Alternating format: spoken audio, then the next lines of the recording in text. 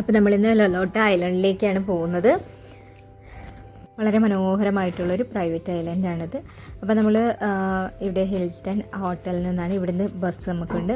ഇവിടുന്ന് നമ്മൾ ലൊലോട്ട ഐലൻഡ് അവിടേക്ക് ഡ്രോപ്പ് ചെയ്യും. അവിടെ നമുക്ക് കുറച്ച് ദൂരം ഫെറിയിൽ പോകേണ്ടതായിട്ടുണ്ട്.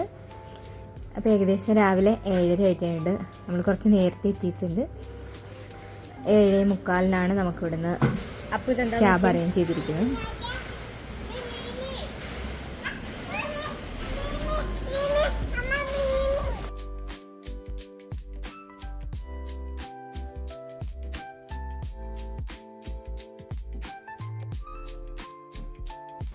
പിന്നെ വളരെ നല്ലൊരു അറ്റ്മോസ്ഫിയറാണ് കേട്ടോ. കാണാനൊക്കെ നല്ല ഭംഗിയാണ്. കുറേ ഇതേപോലുള്ള പനയുടെ ചെടികളൊക്കെ വെച്ചിട്ട് നല്ല രസമാണ്.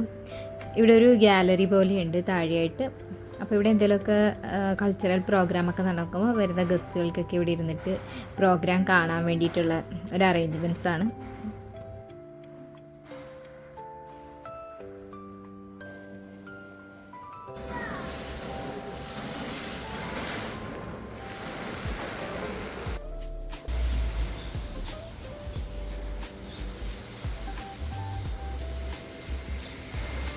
ഇവിടുന്ന് ഒരു ഏകദേശം 20 മിനിറ്റ് നമ്മൾ കരയിൽ പോയി കഴിയുകയാണെങ്കിൽ നമുക്ക് ഐലൻഡിൽ എത്തിച്ചേരാൻ പറ്റും. ഇതൊരു ഹോളിഡേ ഡെസ്റ്റിനേഷനാണ്.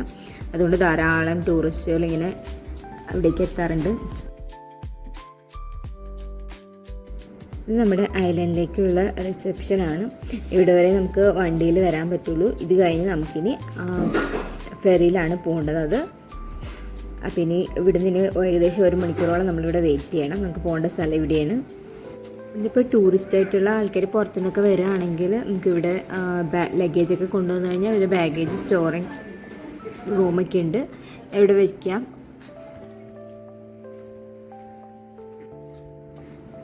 നമുക്കങ്ങനെ പാസ് കിട്ടിയിട്ടുണ്ട്.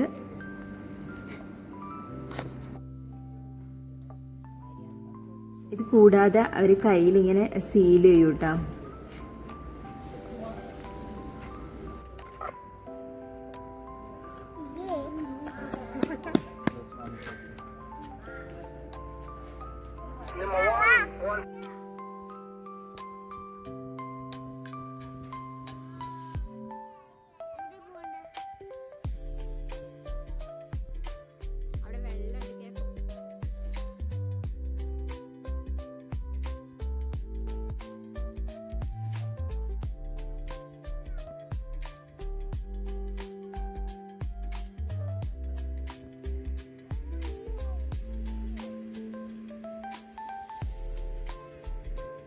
ഇതേപോലുള്ള ചെറിയ ചെറിയ ദ്വീപുകളാണ് ഈ രാജ്യത്ത് കൂടുതലും. ചെറിയ ചെറിയ ദ്വീപുകളായിരിക്കും. കുറച്ച് ആൾക്കാരെ അവിടെ താമസിക്കുന്നുണ്ടാവുള്ളൂ. എൻ്റെ പ്രധാനപ്പെട്ട ഒരു ബുദ്ധിമുട്ട് എന്താണെന്ന് വെച്ച് കഴിഞ്ഞാൽ ചില ഐലൻഡുകളൊക്കെ നമുക്ക് ഇതുപോലെ ഫെറിയിലോ അങ്ങനെയൊന്നും പോകാൻ പറ്റില്ല. അപ്പോൾ അവർ ഫ്ലൈറ്റിൽ മാത്രമേ അവർക്ക് ഐലൻഡിലേക്ക് പോകാൻ പറ്റുള്ളൂ. ഇതേപോലെയുള്ള വളരെയധികം ടൂറിസ്റ്റ് സ്പോട്ടുകൾ ഈ രാജ്യത്തുണ്ട്. എല്ലാ സ്ഥലങ്ങളും കാണാൻ വളരെ മനോഹരമാണ്. അതേപോലെ ഇവിടെ ഓരോ സ്ഥലത്തെയും കടലിലെ വെള്ളത്തിൻ്റെ നിറങ്ങൾ പല കളറിലുണ്ട്. നല്ല നീല കളറിൽ, അതേപോലെ മണലിൻ്റെ ഇത് വെച്ചിട്ട് കളർ വ്യത്യാസമായിട്ടൊക്കെ ഉണ്ട്. നല്ല രസമാണ് കാണാനായിട്ട്. പക്ഷേ ഇവിടുത്തെ ഒരു ഗവൺമെൻറ് അത്രയ്ക്കൊരു ഇമ്പോർട്ടൻസ് ടൂറിസത്തിന് കൊടുത്ത് അത്രയ്ക്ക് വികസിപ്പിച്ച് കൊണ്ടുവരണില്ല.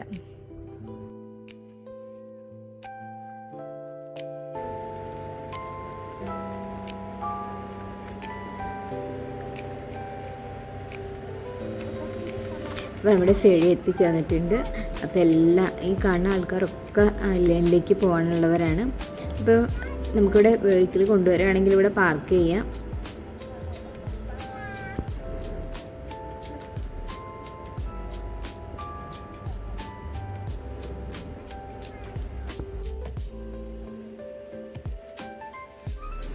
നമ്മളോടൊപ്പം യാത്ര ചെയ്യുന്നത് കൂടുതലും ഓസ്ട്രേലിയൻസ്, ഫിലിപ്പിനോസ് ഒക്കെയാണ്.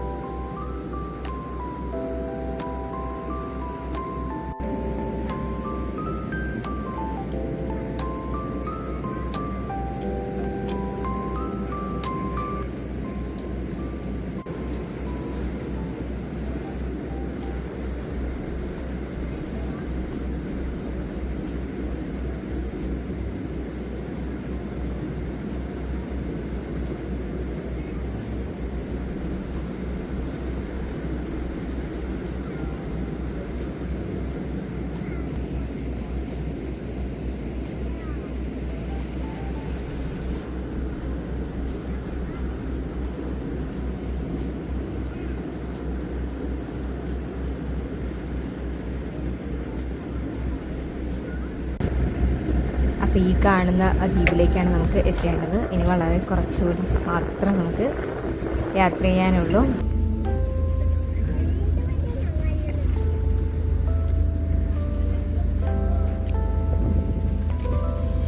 വളരെ മനോഹരമായൊരു യാത്രയ്ക്ക് ശേഷം നമ്മളിതേ ദ്വീപിലെത്തി.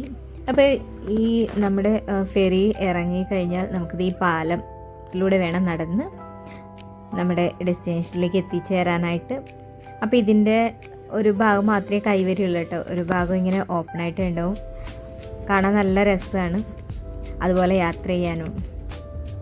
ആദ്യം നടക്കാൻ തോന്നുമ്പം ഒരു പേടിയൊക്കെ തോന്നുമെങ്കിലും പിന്നെ വളരെ ആസ്വദിച്ച് തന്നെയായിരിക്കും ഇത് നടക്കട്ടെ. നല്ല രസമാണ് ഇങ്ങനെ നീണ്ടു കിടക്കുമ്പോൾ, പെട്ടെന്ന് അവിടെ എത്താനുള്ളൊരു ആകാംക്ഷയും ഒക്കെ ആയിരിക്കും.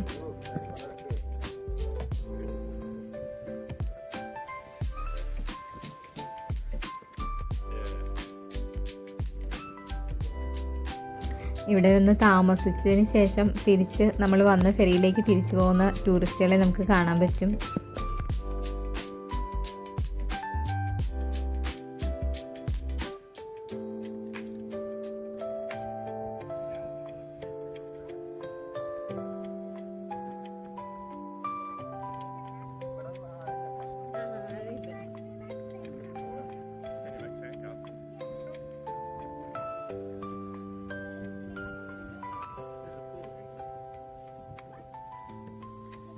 ഇവിടെ കയറ്റിലും കുഴപ്പമില്ല.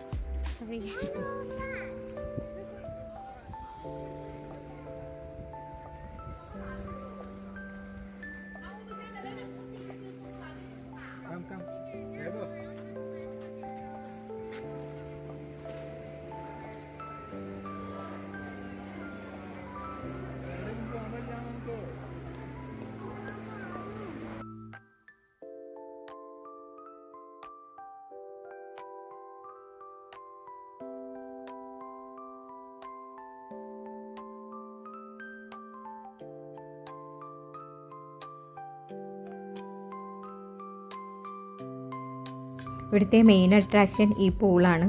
കുട്ടികളും മുതിർന്നവരും ഒക്കെ ഒരുപോലെ ഏറ്റവും കൂടുതൽ സമയം ചിലവഴിക്കുന്ന ഇവിടെയാണ് കേട്ടോ. ഞങ്ങളും അതുപോലെ തന്നെയായിരുന്നു. കുട്ടികൾ ഏറ്റവും കൂടുതൽ സമയം ചിലവഴിച്ചത് ഈ പൂളിൽ തന്നെയായിരുന്നു. ഞങ്ങൾ വന്ന സമയത്ത് ഇവിടെ അത്രയ്ക്ക് നല്ല തിരക്കായിരുന്നു. അപ്പോൾ നമുക്കിതുപോലെ വീഡിയോസൊന്നും എടുക്കാനൊന്നും പറ്റില്ലായിരുന്നു.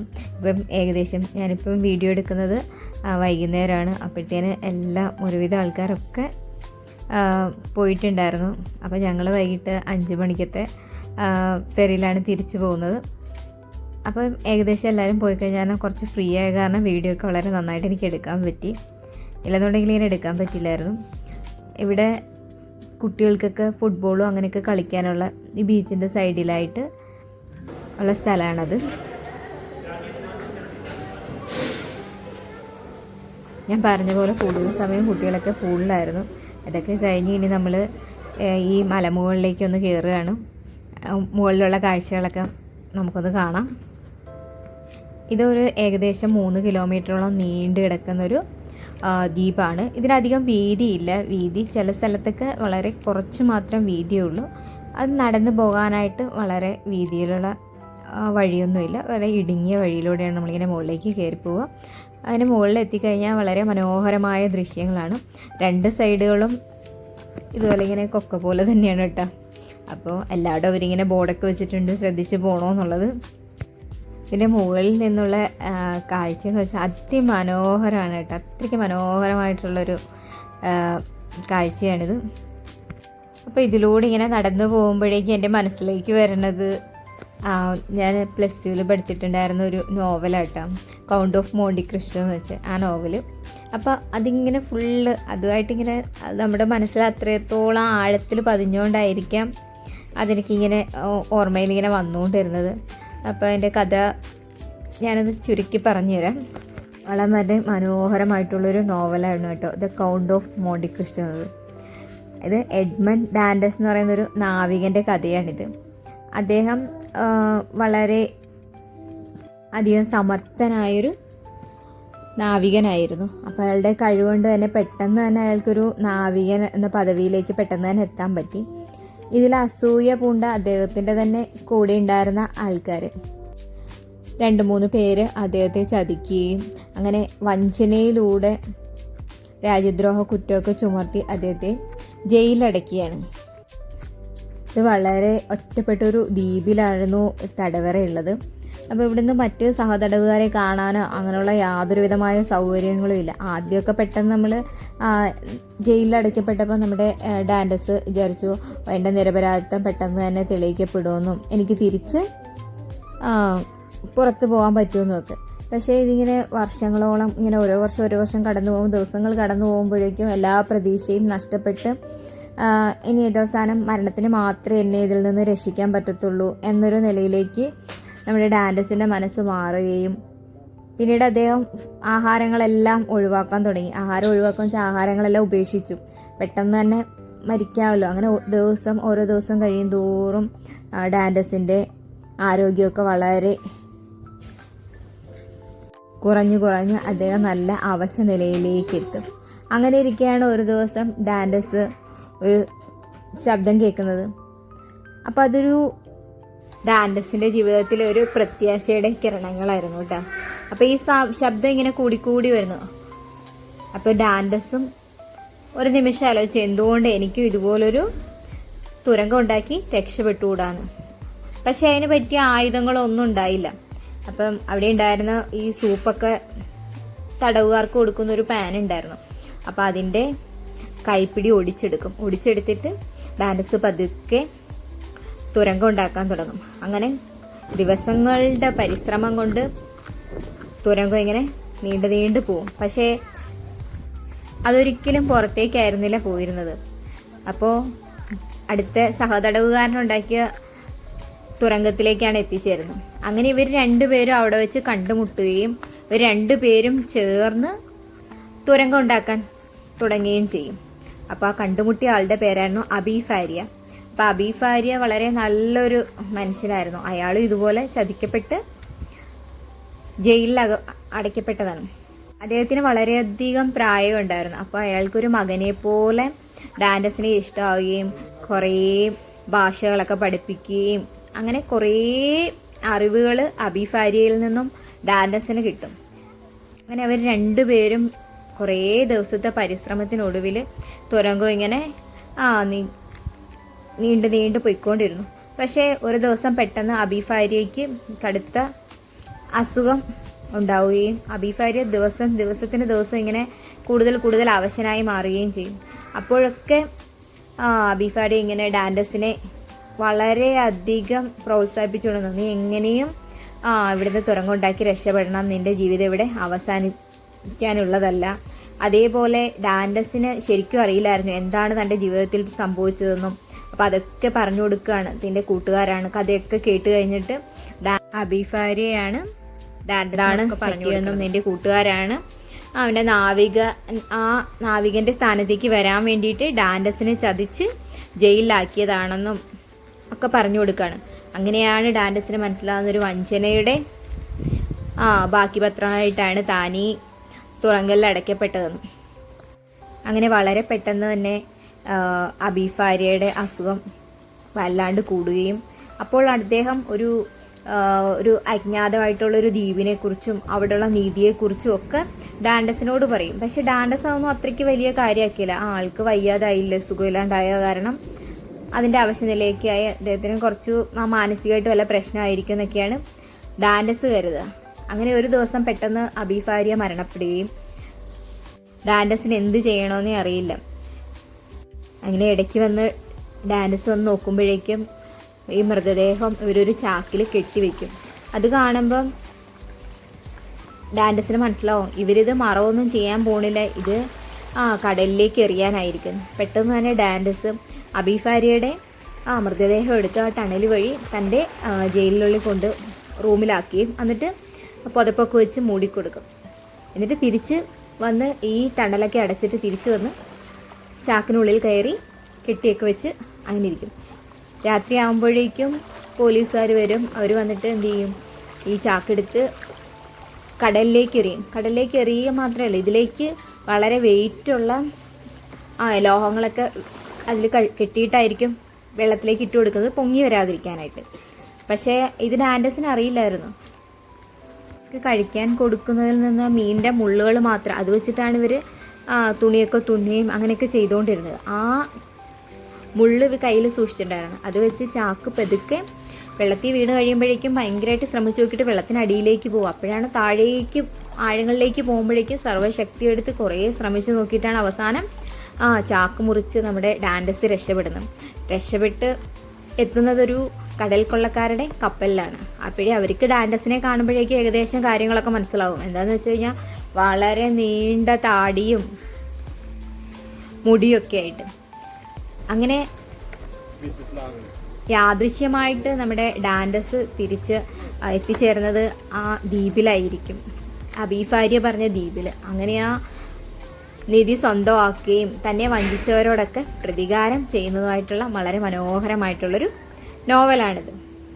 അങ്ങനെ ഞങ്ങൾ വളരെ മനോഹരമായിട്ടുള്ളൊരു ദിവസം ഇവിടെ ചിലവഴിച്ച് തിരിച്ചു പോവുകയാണ്. അപ്പോൾ എൻ്റെ ജീവിതത്തിൽ ഞാൻ ഇതുവരെയും കയാക്കിങ് ചെയ്തിട്ടില്ല, ആദ്യമായിട്ടാണ്. അതിൻ്റെ ഒരു എക്സൈറ്റ്മെൻറ്റും എനിക്കുണ്ടായിരുന്നു. അതിൻ്റെ ജീവിതത്തിൽ ഒരിക്കലും മറക്കാൻ പറ്റാത്തൊരു അനുഭവമാണ്. എനിക്കിതുപോലെയുള്ള അഡ്വഞ്ചേഴ്സ് ആയിട്ടുള്ള കാര്യങ്ങളൊക്കെ ചെയ്യാൻ ഭയങ്കര ഇഷ്ടമാണ്. ഇതുകൂടാതെ ഇവിടെ സ്നോർക്കലിംഗ് ഉണ്ടായിരുന്നു. അപ്പം നമുക്കത് കുട്ടികളെയും കുടിച്ചിട്ട് പോകാൻ പറ്റാത്ത കാരണം നമ്മൾ പോയില്ല.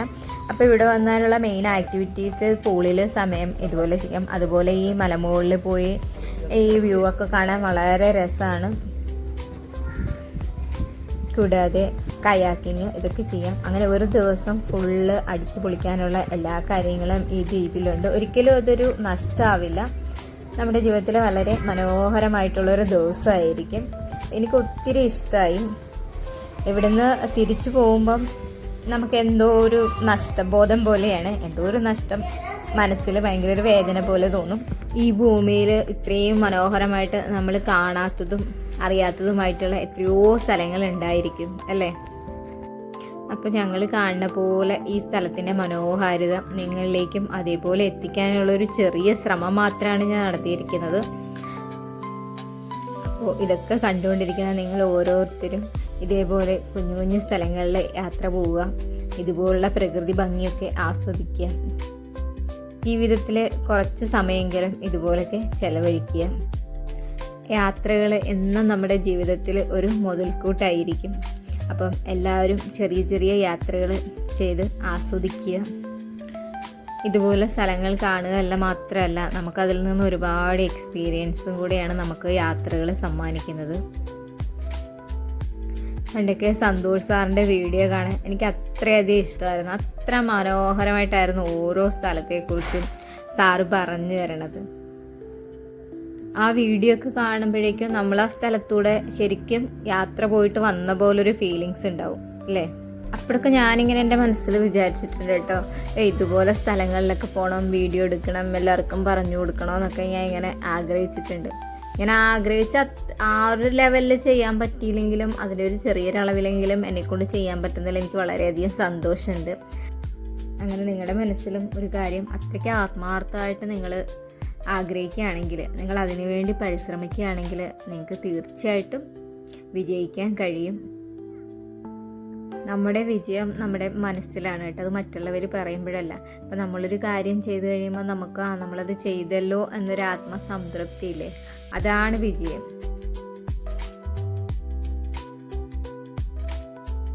ഇതൊക്കെ കണ്ടുകൊണ്ടിരിക്കുന്ന നിങ്ങൾക്കും ഇന്നത്തെ വീഡിയോ വളരെയധികം ഇഷ്ടമായിട്ടുണ്ടെന്ന് കരുതുന്നു.